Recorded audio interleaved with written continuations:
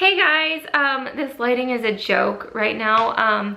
It's like 7:30 and I just got Scylla to bed finally, so there's no natural light. So I had to pull out one of my old lights and I forgot how like really bad they are, and not to mention the fact that I could not even use them correctly because whenever we moved, Nick took them completely apart and I can't even find the screws. So I have one of them rigged up on my dresser right now and it's just not, this is not a good look. But I'm finally getting to do a Q&A. The thing about these sit down videos is that they get harder and harder to film because when Skyla's awake and it's just her and I here, I cannot film a video with her running around. It's just impossible. And she takes like one nap a day, and I have lately been spending that one nap either editing videos to get them up, or I've now been taking Tuesday and Thursday of the week to finish unpacking boxes and get everything organized for Adeline to get here. So I have a new upload schedule. It's Monday, Wednesday, Friday until further notice, just so that I can use the Tuesday and Thursday nap time to get organized and get my SHIT together before Adeline arrives. But I still have my questions. I wrote down I think I wrote down 15. Yeah, I wrote 15 down. Like, I mostly wrote the ones down that kept getting asked over and over and over, or some that stuck out to me that I thought would be fun to answer back when I had asked you guys. And it's been so long since I initially asked for Q&A questions. I'm so sorry that it took me so long. A little life update on Scylla. If you guys haven't been following along on social media, Scylla has had probably one ear infection a month, or every other month since she was like 3 months old. She's just had the worst ear infections ever, and it runs in Nick's side of the family. Nick's brother had tubes. Nick still, as an adult, has a major ear problem, so it's just something that was passed down to her, just ear issues. So our pediatrician finally said that we should go see an ENT. We went and saw them today. She had a hearing test and she didn't do well in it. She did okay on the left side, but on the right side, like, she didn't look over at the sound barely at all, maybe once or twice. So it wasn't good. The ENT also said there's still fluid backed up behind her ears, and so she could still be feeling crappy, which makes me really sad. So we have scheduled surgery to have tubes put in her ears, and I think it's gonna really help and make her like feel so much better, because lately she's just been not feeling well, I can just tell. And also I don't want her to have any permanent hearing loss from this, so better to just get it taken care of. So that's what I did today. It's been a long day, but let's get into the Q&A, which is why you guys came to this video. I'm ready. So the first question is, what will we do with Scylla while we're at the hospital? Obviously, the question is like when I'm delivering Adeline. I'm hoping that my mom and Nick's mom will be here around my due date when I go into labor to watch Scylla. But I have a friend here named Crystal who said that if I end up going into labor early, like, sorry, I heard something in the, oh, it's just my AC unit like rattles. Hi Dutchie. She said that if I go into labor early, that she would take Scyllas. She's amazing. So we have a backup plan if the mother-in-laws are not here to help watch Scylla. The second question, what are you most nervous about having 2 under 2? Well, so I remember what it was like having Scylla as a newborn, and I laugh now because I'm like, wow, I thought that was hard, but it seems like each phase is harder and harder. It's like I didn't know how good I had it whenever she was a newborn, because she napped all the time, and like I could still get things done, or I could still take her out like to run errands with me, and she was not fussy at all. She was the best. Like, she was an amazing baby. Not to say she's not a great toddler, she's just harder now. But I guess I'm most nervous about having to start completely over from square one with like my schedule and my routine, because I have pretty much gotten a routine down. Like I know when I'm gonna have time to clean now. I know when I'm gonna have time to cook. I know when I'm gonna have time to work out. I know when our naps are. Like I have a structured day now. So I'm most nervous about the fact that when Adeline comes, I have to start from square one, and I know that I'm probably gonna be like the exact same way I was with Scylla in the beginning with Adeline. Just where I was extremely hormonal and anxious, first of all, very hormonal and anxious all the time. I was like just worried about everything, and I was massively germophobic in the beginning because my pediatrician had said that if they were exposed to anything in the first 2 months that it could be really bad, and she kind of scared me about germs a little bit in the beginning. She told me not even to take Scylla out for the first 2 months. So I was just very paranoid about everything. I'm hoping I'll be a little bit better with Adeline, but I just don't know, because I know that sometimes when women get postpartum anxiety, it's not logical, it's the hormones. It's not something that you can actually control. It's just your brain telling you, like, your brain basically just makes you freak out over small things, because your hormones have to level back out to normal. So I guess we'll see. I just know that in the beginning with Scylla it was chaotic, and I couldn't keep up with anything. So I guess that would be the answer to that. What will we be for Halloween? I had already talked about this in another vlog. So I'm Wendy, Nick is Peter Pan, and Scylla is Tinkerbell. How has Nick's job affected our marriage? So Nick's job really hasn't changed, like ever since we've been together. His job has been pretty steady. He does work a lot, and I think you guys know that because you see me here in the vlogs. Like I mean, Nick is in the vlogs every once in a while, but for the majority of the day it's just me here with Scylla. But it's like that for most stay-at-home moms. But you know, I have a friend whose husband is deployed right now for 8 months, so like that is a situation where, I mean, to me, like, that is really hard. Yeah, it's hard to me when Nick works really late. It's hard for me not having him here from when I wake up to when I put Scylla to bed. Not having help throughout the day, but you know, I just think about the fact that I'm like not alone in that at all. There's just so many women and also men who stay at home with the kids, and that they deal with that, you know, as well. So I don't feel like I'm alone in that. As far as like me affecting our marriage, we like really appreciate the time that we do get together. Like on the weekends we try to do stuff, even though we really have been trying to like renovate the house and like, not renovate, I don't know why I said renovate, fix up the house and get everything working with the house. We haven't really gone and done a lot of stuff, but we try to go out and do things on the weekends as a family. But our marriage, when I was pregnant with Scylla, that was hard because it was my first pregnancy, and you guys knew like I was super uptight about everything when I was pregnant. And then especially after she was born, it really changed me, and it took my entire like brain capacity. My whole brain power when I was pregnant was about I was pregnant, and that was like just consumed me. Then Scylla was a newborn, and like that consumed me. So those were the hard times in our relationship, because I was hormonal and insecure. And I feel like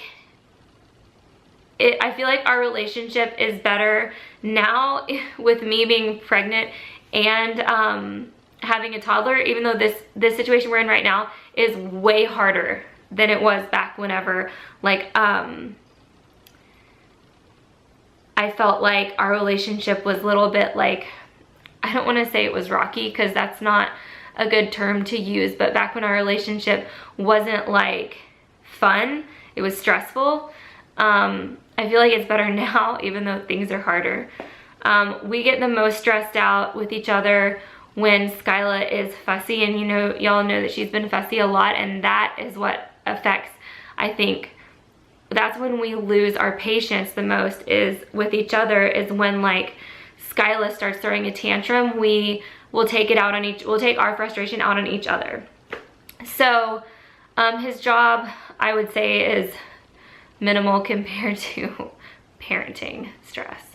Do I plan to go back to work? So as far as like work goes, I don't know how many of my vlogs you guys have watched, how much you know about like my background, but I went to Texas State for psychology and I didn't finish. When I met Nick, I decided to go into wedding planning. So I did a year-long internship as a wedding coordinator, or an event coordinator. I mean, the company that I interned for does all types of events.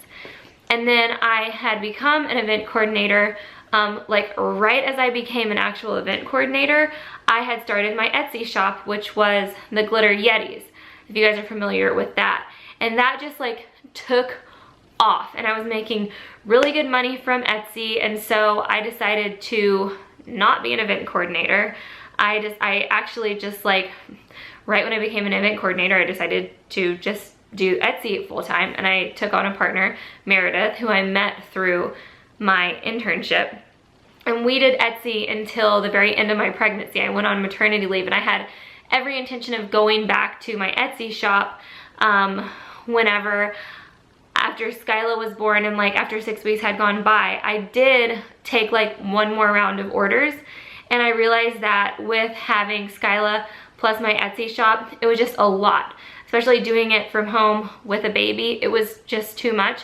But right around that time is when my YouTube channel started becoming successful.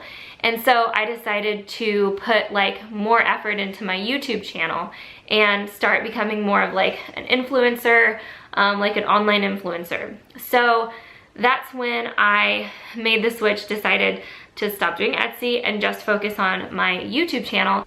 But the thing is, I can't be a YouTuber forever. So there's always the chance that one day I will decide to go back into the workforce, and at that point, I don't know, because I change so much year by year on what interests me, that at that point, I don't know what I'll be interested in.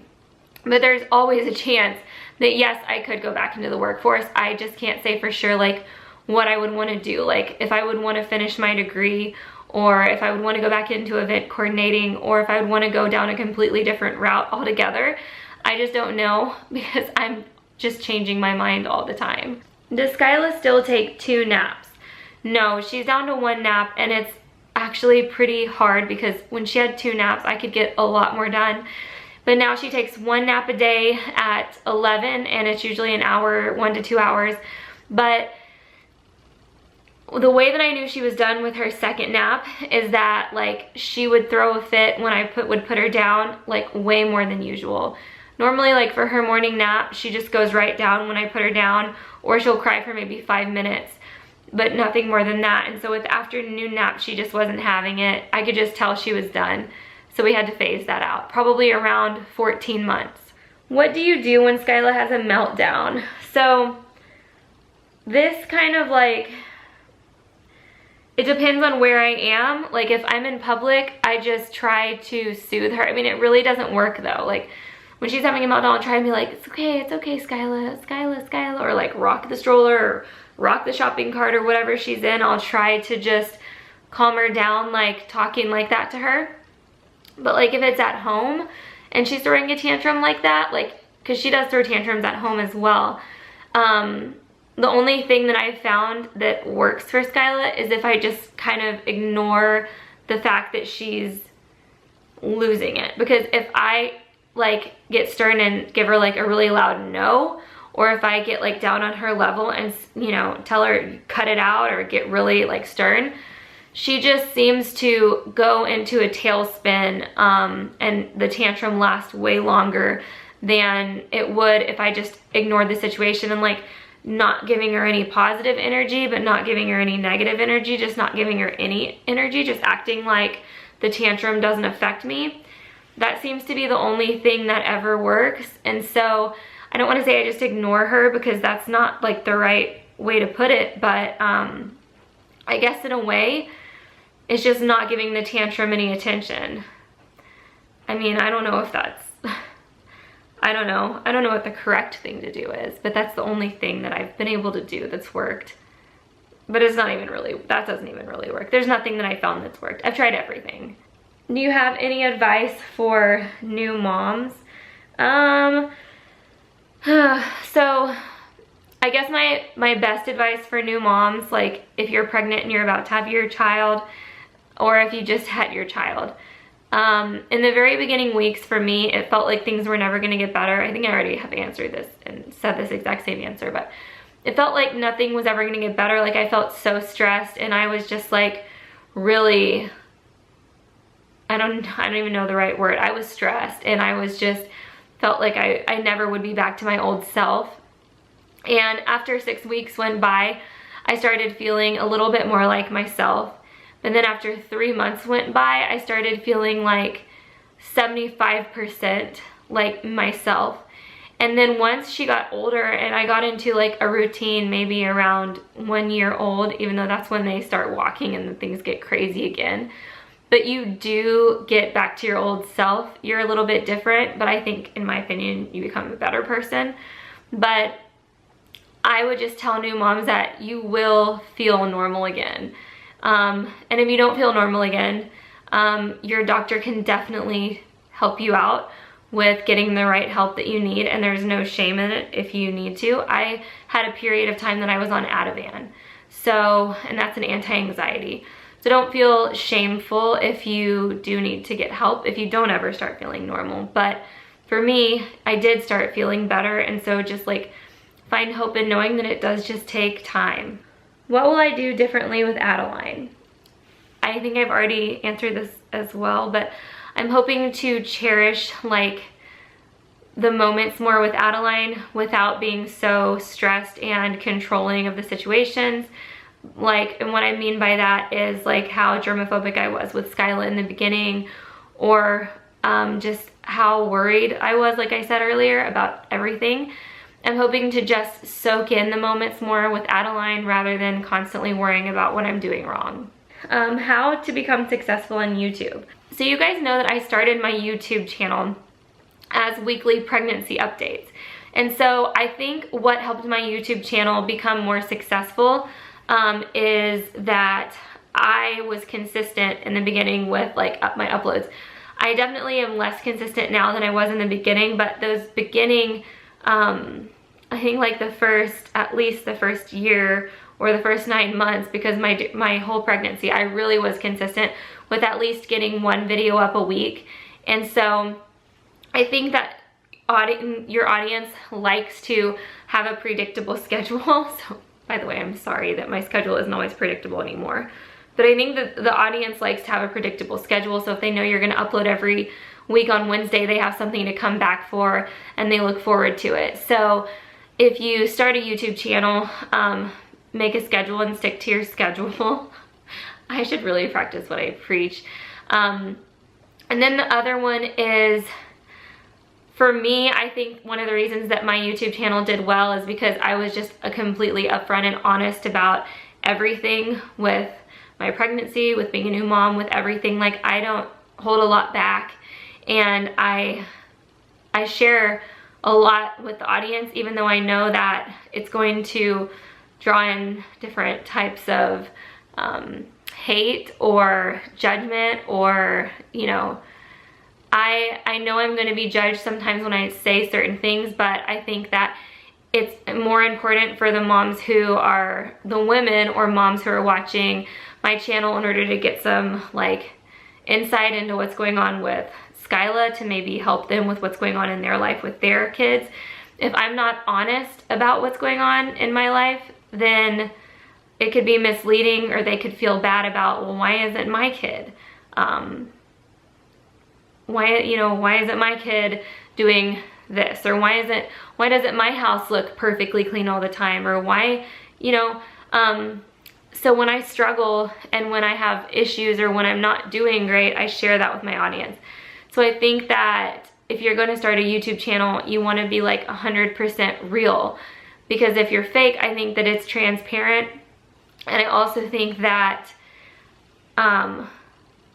the audience wants something to relate to. So the most relatable thing is what's really going on in your life. How do you stay positive and ignore negativity? It's still, like, negativity still gets to me. I still get my feelings hurt, of course, sometimes when I read different comments. And I would be lying if I said that I ignored it completely, because I don't. So I guess the best way for me is to just like remove myself from certain situations. Like if somebody starts sending me rude tweets or comments on my Instagram that are even like a little bit rude, I just block them, because I know that I've learned that with people who start commenting like things that are on like the brim of being really rude, or like say they're passively rude, or they're just condescending, I just block people on it. And I don't know, I don't really have any shame in blocking people. So if I read a comment on YouTube like that I think is really hurtful, I'll just delete it or block the user or whatever, because reading that stuff it's not healthy. I do read comments on my YouTube channel, and you guys can see that because I like a lot of your comments, but like I don't go back a lot on old videos to read comments, because the more views that videos have, like the more comments they rack up, which means the more like the more likely they are to have like random people commenting on them that just want to be negative that day. And so I just prefer reading the comments that are positive or constructive. I have no problem with constructive criticism type comments. I've responded to a lot of them. So as long as it seems like the person has their heart in the right place when they're commenting, I'm completely open to those, but I just don't bother with the hate. Will I get Scylla's ears pierced? I think I'm gonna just wait until she asks me. I don't have any judgment towards the moms who do get it done. I think it's adorable when little toddlers and babies have their ears pierced. I just think that it'll be a fun moment, because I remember when I had mine done, so I think it'll be a fun moment with her to go with her to get them done when she asks. Will you hire a nanny? I've been all over the place with this because I want to have more time to get things done, like run errands, go on appointments without Scylla, because taking her anywhere right now in this phase she's in is really difficult because she throws tantrums. Like when I went to the optometrist, guys, it was so bad because he kept asking me like, does this look better or this one look better? And I couldn't even hear him talking because Scylla was screaming at the top of her lungs, and it was just really hard. So it would be nice to have somebody to watch her for things like that.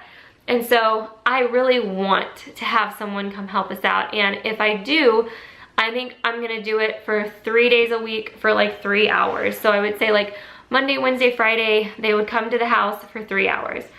Or I could always do Monday, Wednesday, Friday, I take her to some sort of like class, or I know there's like little toddler groups. I guess it's technically like a daycare type situation, but it would be really nice to have 3 hours 3 times a week. And it would make me a lot more productive with my own life, because just because you become a mom doesn't mean that your life stops, even though sometimes it seems like it does. But I wouldn't be getting like a full-time nanny or anything like that. But it would be so nice to also be able to get a date night with Nick, because I don't even remember the last time him and I had a date night. Actually, I think it was our anniversary in May. Yeah, I think it was our anniversary in May, and I do think it's super important to keep those like moments alive with your spouse or your significant other. So it would be nice to also get a date night maybe once a week. I don't know, but every time I get close to like finding someone to hire, I either just like get distracted or I change my mind. I don't know. I just need to let it happen, I think. How do I stay motivated? So there are days like today I didn't feel motivated at all today because the ENT situation with Scyllas stressed me out, and I've been getting really overwhelmed lately with how fussy Scyllas been, and it's been wearing me down a lot. But I stay motivated as far as like, I don't know if this question is relating to like staying motivated in being healthy and fitness. But what motivates me as in terms of like keeping up with my workouts is knowing how good I feel this pregnancy versus how I felt with Scylla. 20 pounds on my frame makes a big difference, and so I just think back to how I could hardly even breathe towards the end of my pregnancy with Scylla, and I was so tired all the time. I just had constant headaches all the time, and I just didn't feel well, and I was just miserable. And when I think about that, it's enough to give me the motivation to keep going back to the gym. Because there are days that I wake up and I'm like, I don't want to go today. I just don't want to do it today. But I do it anyway. And then I feel a million times better after doing it. And the last question is, why are you having children back to back? And I think that a lot of people ask that question, like, why would you possibly put yourself through having back-to-back children? Because I don't even know the chaos I'm in for. It's gonna be wild. And I'll be honest with you guys about how hard it is after she's born. I don't like sugarcoat things. Whenever I'm having a hard time, I tell y'all about it. But we just wanted to have our kids close in age. Like Nick was like, after Adeline's born, can we have another one as close as Scylla and Adeline are? And I said like, no honey, I really, for the third one, like it has to be spaced out.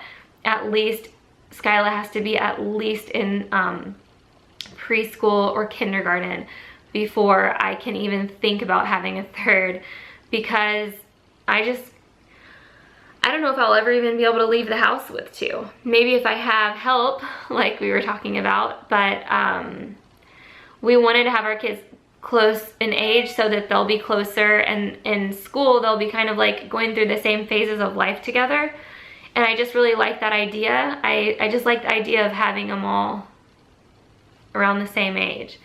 I think it'll be fun. I think it'll be really hard at first, but I just think that down the road it'll be so like good for them. And also I can't imagine getting out of this phase, because my like brain is still somewhat in baby mode. And so when Adeline is here, it won't be like that much time has passed since I had a newborn, so it'll kind of all feel natural. But I think that when you go like a few years or however long you go between pregnancies, I think that it can be harder. It can be hard to have a newborn and then a kid who's a lot older. But everyone is different, so some people might think that's easier. And actually, now that I'm saying it out loud, it probably is easier actually. But I don't know, I just liked the idea of having them close in age. So we'll see if I still feel that way after she's born. No, I'm kidding. But that was all the questions. I'm sorry this video is gonna be massively long. I kind of had an idea that it would be, but I had a lot to answer and I had a lot of things that I wanted to cover in this video. So I hope you enjoyed it.